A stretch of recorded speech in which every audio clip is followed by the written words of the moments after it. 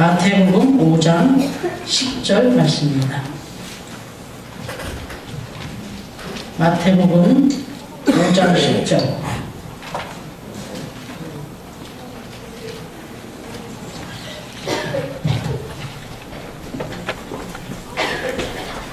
마태복음 5장 10절 말씀, 이 아침에 주신 하나님의 말씀으로 같이 공독하겠습니다. 마태복음 5장 10절 말씀입니다.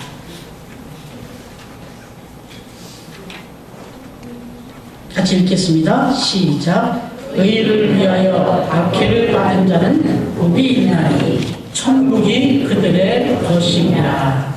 아멘. 지난 수요일은 98주년을 맞은 3.1절 기념일이었습니다. 3.1절 하면 떠오르는 정말 빼놓을 수 없는 중요한 장소가 하나 있는데, 그 장소는 종로에 가면 있습니다. 바로 파고다 공원이라 이렇게 이름하기도 하고 탁골공원이라 이렇게 또 불려지는 공원입니다. 1896년에 설립이 된 것으로, 그렇게 준공이 된 것으로 알려져 있는, 조성된 것으로 알려져 있는 이 탁골공원, 파고다 공원. 이 공원이 처음 그곳에 생겨날 때 또 우리의 마음을 한번 생각해 하는 그런 일화가 있습니다.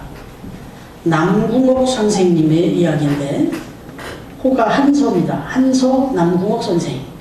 이분이 당시에 그 조선 말기 한성시에 토목국장으로 재임할 때 있었던 일입니다.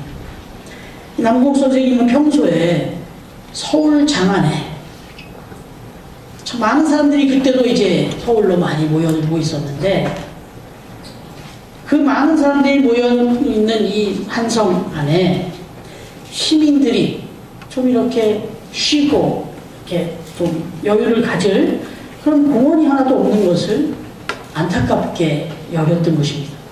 일찌감치 외국에 나가서 공부도 하고 외국의 그런 상황들을 경험한 입장에서는 정말 이 한성 안에 정말 많은 사람들이 좀 쉼을 가질 만한 공원이 하나 있었으면 좋겠다.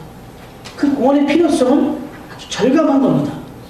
그래서 바로 서울 한복판 종로이가 그 북편에다가 공원을 설립하기로 계획을 세운 것입니다. 그런데 이 공원 계획을 세우자마자 수구파 대신들이 도시 한복판에다가 놀이터를 만드는 게 말이 되냐? 이렇게 하면서 극렬한 반대를 했다. 이에 남궁옥 선생님은 자신이 그동안 경험한 여러 가지 선진 사례들을 예를 들면서, 이렇게 많은 사람들이 모이는 이런 일수록, 도심지일수록 모든 이들의 건강과 휴식을 위해서 공원은 절대적으로 필요하다. 이렇게 강조를 하면서 이제 사업을 추진을 하는데, 문제는 직속상관인 남정철 내부 대신이 이 여론을 보고는 반대하는 거예요. 그 의미도 공감이 되면서도 여러 가지 상황을 보니까 안 되겠는 거예요. 괜히 무리하게 진행했다가 자기 자리가 위험하니까 반대편입니다. 어떻게 보면 상관이 반대하는 거예요. 그리고는 이미 공사가 시작이 됐는데 이제 다 정지하게 공사 중지 명령까지 내려버립니다. 그러나 남궁옥 선생은 이 일만큼은 모든 일을 위해서 꼭 필요하다, 이런 소신을 가지고 그 소신을 굽히지 않고 결국 공원을 준공시킨 겁니다. 대신들은 남궁옥 선생이 그야말로 상관의 명령도 따르지 않고 제 마음대로 그렇게 이런 사업을 추진해서 기강을 물랑케 했다 해서 임금께 상소를 올렸다는 거예요. 그래서 결국은 남정철 그 내부 대신은 그래도 거기서 좀 책임을 면하고 결국 남궁옥 선생만 면직을 당했다. 이런 얘기예요. 결국 이 파고다 공원을 등록시켜놓고 면직을 당한 거예요. 결국 면직을 당했지만 정말 소중한 뜻을 이루었다라고 하는 것에 대해서 정말 의의를 가지고 남궁옥 선생은 아무런 미련도 없이 그 벼슬 자리에서 그냥 내려놨다는 겁니다. 그야말로 모든 이들을 위한 그 의로운 일에 내 이 관직뿐만 아니라 내 목숨이라도 내걸고 나는 성취시켜야 할 이유가 있었다. 이렇게 이야기하고 아주 보람을 가지고 결국 그 자리를 물러나왔다 하는 겁니다. 여러분, 그렇게 1896년에 탑골공원이 설립된 이후에 23년이 지난 후 1919년 3월 1일에 그 공원은 많은 이들의 휴식터를 넘어서 민족 대표 33명 중 29명이 바로 그 자리에 모여서 독립선언서를 낭독하게 되죠.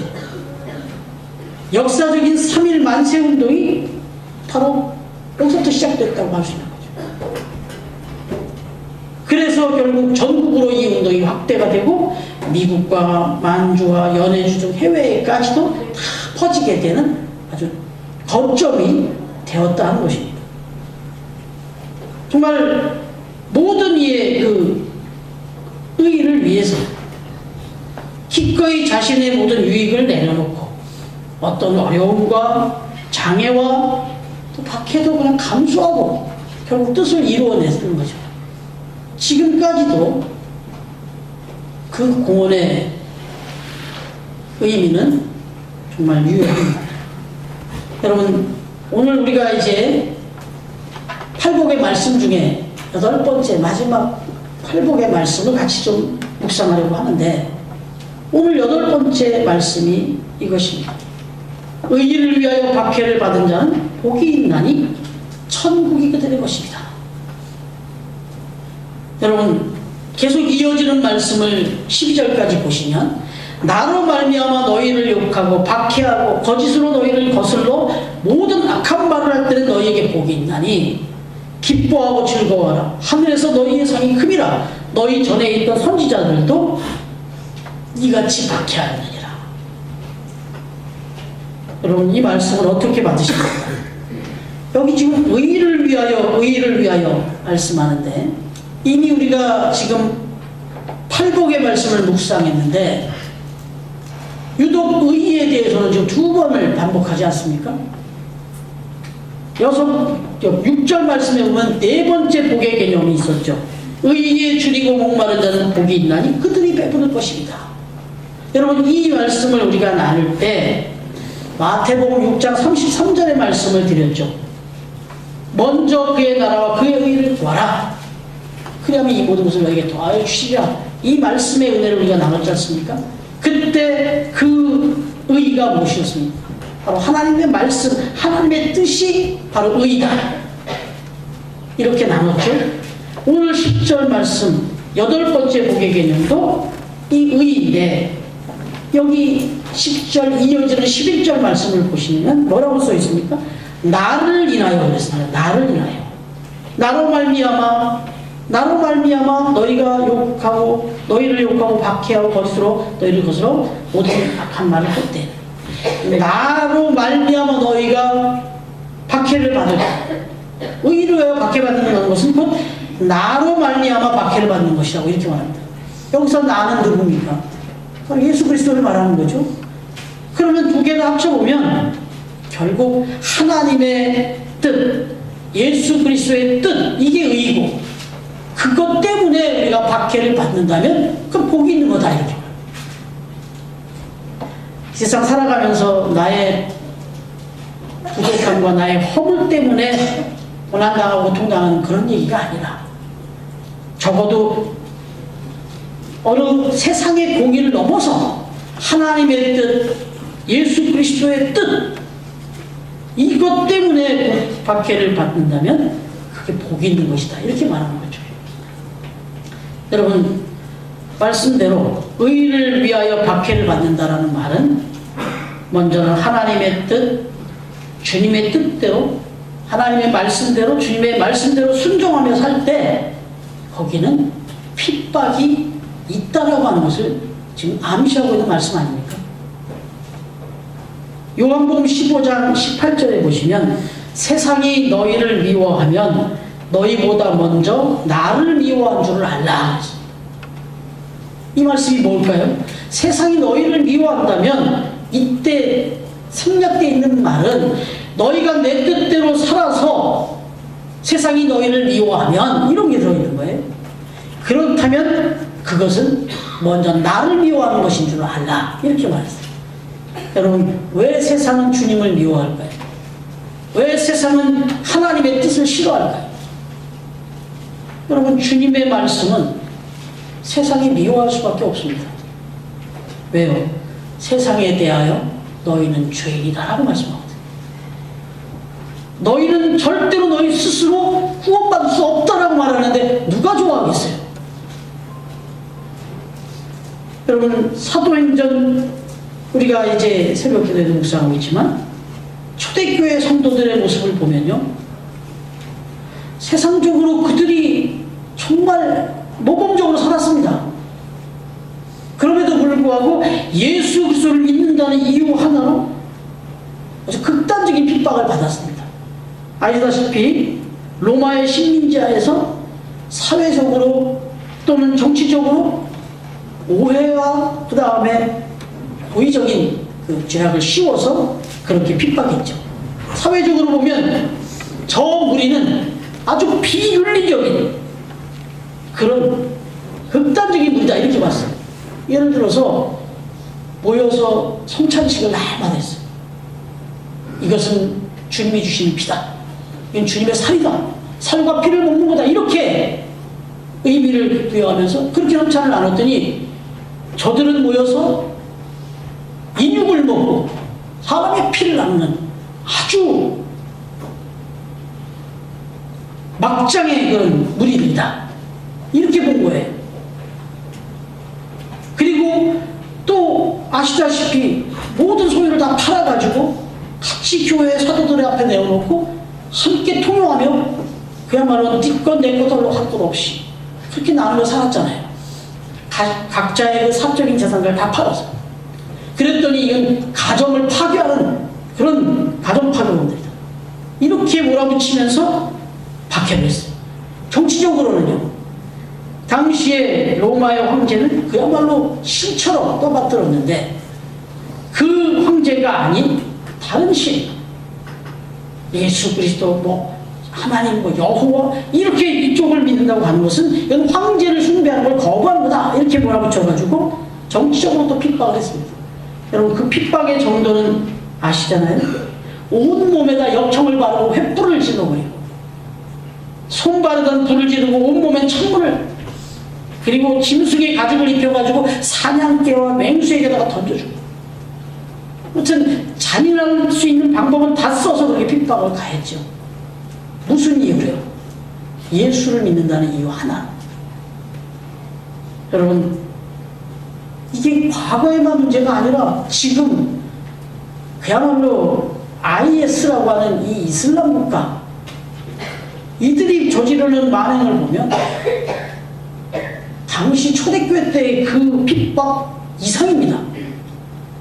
여러분, 유튜브라고 하는 동영상에 이 IS가 인질들을 난사해서 살해하는 장면을 그대로 찍어가지고 그대로 영상에 올려놓는 이런 아주 극악무도한 그런 짓들을 지금 하고 있습니다. 여러분, 물론 조금은 장소를 달리하고 시간을 달려서 이런 일이 벌어지고 있지만 우리 나라에 또 저와 여러분의 현실에다가 비추어보면 조금 거리가 있는 얘기 같지만, 그러나 오늘날도 실은 이런 직접적인 핍박은 아닐지라도 간접적인 핍박들이 얼마나 많습니까? 우리가 신앙생활을 하려고 하는 것 그 자체만으로도 사실 여러 가지 나름의 희생과 손해와 불이익을 감수해야 하는 거죠. 그렇지 않습니까?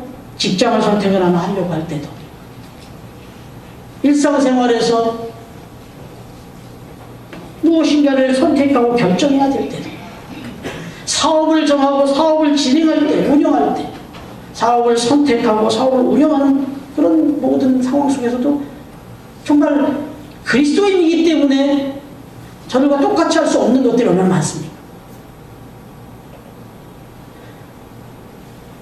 미국 전역에 1700여 개의 체인점을 가진 에커드 약국이라고 있습니다. 그런데 이 에커드 약국의 창업자인 잭 에커드 씨, 이분이 예수 그리스도를 영접한 지 얼마 안 돼가지고 마태복음 5장 13절에서 14절, 우리의 이 표어의 말씀을 이제 묵상하게 된 거예요. 너희는 세상의 소금이고 너희는 세상의 빛이다. 이 말씀을 묵상해놓고 보니까 당장 자기가 운영하고 있는 사업이 마음에 걸린 거예요. 그래서 자신이 지금 체인으로 운영하고 있는 약국, 이곳을 다시 한번 점검해 봤지만 그 약국에 당시에 그 약국 운영을 하면서 그 약국마다, 그 1700개의 체인을 가진 약국마다, 에커드 약국마다 성인 잡지를 꽂아놓는 코너가 다 있었던 거예요. 이 부수입이죠, 일종의. 뭐 우리가 들어보면 알만한 뭐 브레이보이, 뭐 펜트하우스, 뭐 이런 성인 잡지도 같은 것들을 그 약국 입구에 딱 꽂아놓고 그걸 부수입으로 판매를 했는데, 이게 적지 않은 수입을 얻으려고 있었던 거예요. 아무래도 안 되겠다고 판단한 이 에커드 사장이 이제 정부의 책임자들을 불러가지고 모든 약국 매장에서 그 잡지 매대를 다 치워라, 다 없애버려라, 이렇게 지시를 내린 거예요. 다 치워버리라고. 그랬더니 그 매장 책임자들이 대답하기를, 사장님 모르셔서 하는 얘기죠. 저 잡지들로 지금 우리가 1년에 연간 300만 달러 정도의 수익을 얻고 있습니다. 300만 달러, 대충 계산하니까 30억이 넘는 엄청난 수익인 거예요. 그러나 에커드 사장은 절대로 거기에 동의할 수가 없었던 겁니다. 그것들을 빨리 속히 치워버리십시오. 그렇지 않으면 주님께서 나를 치워버리실 거지, 우리 이 사업 자체를 다 치워버리실 수 있습니다. 속히 다 치워버리십시오. 그렇게 말씀하고는 나는 차라리 300만 달러를 내가 잃는 편을 택하지 하나님을 잃는 편을 택하지 않겠다. 만약에 내가 이것들을 속히 안 치우면 하나님이 나를 치워버릴 수도 있다. 그러니까 당장 매대를 치워버려라. 그래서 그 매대를 싹 치워버렸다는 이론. 여러분, 이게 조금 거리감 있는 얘기입니까? 나 자신의 신앙생활을 한번 돌이켜보면 여러분은 신앙생활을 하면서 어떤 불이익과 또 어떤 어려움을 겪고 계십니까? 신앙생활을 한다는 이유. 아니, 얼마나 그런 불이익을 각오하며 신앙생활하고 계십니까? 여러분, 적당히 신앙생활하는 분에게는 핍박도 없습니다. 적당히 신앙생활하는데 적절히 타협하며 가는데 무슨 핍박이 있겠습니까? 핍박이 있을 만한 타협하면 되는데. 여러분, 한번 제가 말씀드리는 것을 나의 신앙의 점검 기준으로 한번 질문해 보시기 바랍니다. 나는 정말 어느 정도로 철저하게 신앙생활을 하고 있는가? 5가지만 말씀드려 보겠습니다. 선택의 기준이요, 나의 우선순위의 문제이겠는데 한번 생각해 보시기 바랍니다. 나는 매사에 하나님의 뜻, 하나님의 말씀이 가장 우선순위, 나의 모든 선택의 기준, 나의 가정의 문제, 가정을 하나 옮기고 가정을 변화하는 모든 일들, 직장을 선택하고 사업을 선택하고 학업을 선택하고 배우자를 선택하고 모든 일들을 결정해 갈 때 나는 하나님의 뜻이 최우선순위냐? 한번 질문해 봐야 된다. 여러분, 이걸 최우선순위로 두려고 하면 여러 가지 힘든 일들이 벌어지기도 있어요. 세상이 그렇지 않기 때문에. 두 번째는 나의 한 주간의 삶은 주일 중심인가? 그 어떤 일보다 이 주일 예배가 우선이 되고 있는가? 한번 질문해 보시면 돼요. 이 주일은 또 다른 어떤 문제가 생기면 언제든지 차선으로 양보되어지는 것인가? 질문해 보시면 됩니다. 세 번째, 세상 그 누구와의 대화보다도 하나님과의 대화인 기도를 더 우선하고 있는가? 네 번째, 세상의 그 어떤 노래보다도 하나님의 영광을 찬미하는 찬양을 더 즐겨하고 있는가? 다섯 번째, 세상 그 어떤 이와의 약속보다도 하나님과의 약속을 가장 중요하게 여기며 살아가고 있는가? 여러분, 이 다섯 가지 질문 정도만 내 신앙에 던져보셔서 내가 지금 어느 정도로 신앙생활을 하고 있는지가 가늠이 되지 않겠습니까? 적어도 지금 말씀드린 이 다섯 가지를 이렇게 우선순위로 두고 신앙생활을 해보면 송구한 말씀이지만 어려움을 당할 수밖에 없습니다. 여러분, 신앙생활하는데 아무 어려움이 없으십니까? 아니요, 어려움 없다니까요. 죄송하지만 신앙생활이 이렇게 쉽지 않습니다. 만만치가 않습니다.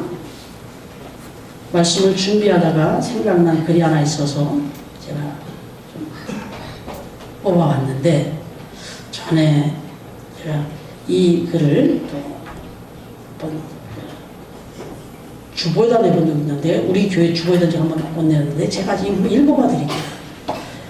내게 하나님은 3등입니다. 이런 글이에요. 1등은 하고 싶은 일, 2등은 해야 하는 일, 그리고 3등은 하나님을 만나는 일. 하고 싶은 일 다 하고 해야 하는 일도 다 마치고 그 후에 여유가 있으면 하나님을 만납니다. 내게 하나님은 3등입니다. 어려운 일이 생길 때도 하나님은 3등입니다. 내 힘으로 한번 해보고, 그래도 안 되면 가까이 있는 사람들에게 도와달라고 부탁해보고, 그나마도 안 될 때 하나님을 부릅니다. 그래서 하나님은 내게 3등입니다.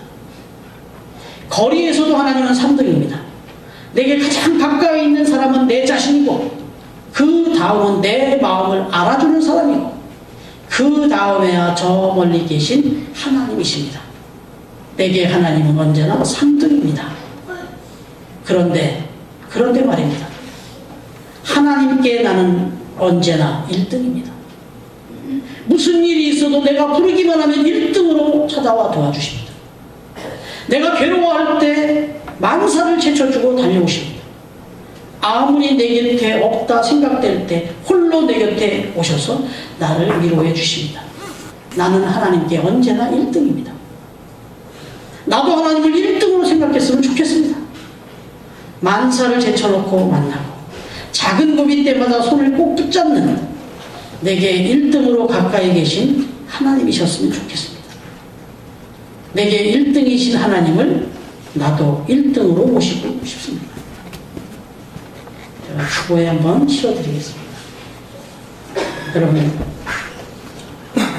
절대로 하나님은 우리가 하나님을 1등으로 우선순위로 그렇게 살아갈 때 핍박은 있다고 말씀하시지만 분명히 말씀하십니다. 복이 있다. 하나님 말씀하십니다. 분명히 복이 있다고 말씀하십니다. 여러분, 그럼 어떤 복이 있는 것일까요? 여러분, 무엇보다도 우리가 신앙생활을 열심히 하는데 겪는 핍박이 있다면 그 핍박은 우리의 신앙을 더욱 정결케 해줍니다. 우리의 신앙을 더욱 깨끗하게 해줍니다. 바꿔 말하면 우리의 신앙을 아주 진실하게 만들어준다는 거예요. 디모데후서 3장 12절에 보니까 무릇 그리스도 안에서 경건하게 살고자 하는 자는 박해를 받으리라 그랬어요. 핍박을 받은 자, 핍박을 통과한 자, 핍박을 이겨낸 자가 바로 진짜 신앙인으로 거듭난다는 거예요. 이런 핍박은 역시 송구한 말씀이지만 이 핍박 앞에서 가짜와 진짜가 구별되게 되어 있어요. 여러분, 흔히 남자는 군대를 가면 그 사람 신앙을 알 수 있다고 하잖아요. 여자는 시집가고 만나다. 요즘 시대가 많이 바뀌긴 하지만 어쨌든 정말 곰곰이 생각해봐야 될 문제입니다. 조금만 손해가 있어도 불이익이 있다 싶어도, 그리고 특히 자신이 소중히 여기는 일이나 내가 소중히 여기는 사람을 포기해야 될 때 그 선택의 기로에서 가짜와 진짜는 가려지게 돼요. 여러분, 두 번째로 핍박은 우리의 신앙을 강하게 만들어줍니다. 단련시키고 훈련시키고 연단시켜주는 거죠. 빌립보서 1장 12절에 보니까 형제들아, 내가 당한 일이 복음 전파에 진전이 된 줄 너희가 알기로 원하노라 그랬습니다.